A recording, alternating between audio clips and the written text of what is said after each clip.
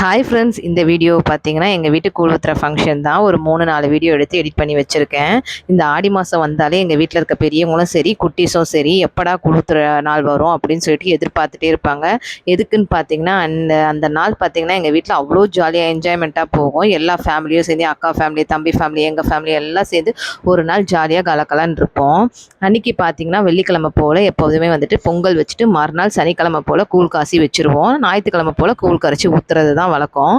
அன்றைக்கி பார்த்தீங்கன்னா வெள்ளிக்கிழமை போல் பொங்கல்லாம் வச்சு முடிச்சுட்டு சனிக்கிழமை தான் கூழ் காசலான்னு சொல்லிட்டு ரெடி பண்ணிகிட்டு இருந்தோம். நான், தம்பி ஒய்ஃபு, அக்கா எல்லாம் சேர்ந்து கூழ் காய்ச்சறதுக்கு எல்லாம் ரெடி பண்ணி கொடுத்துட்டோம். அம்மாவும் அக்காவும் சேர்ந்து நல்லபடியாக கூழ் காசி முடிச்சுட்டாங்க.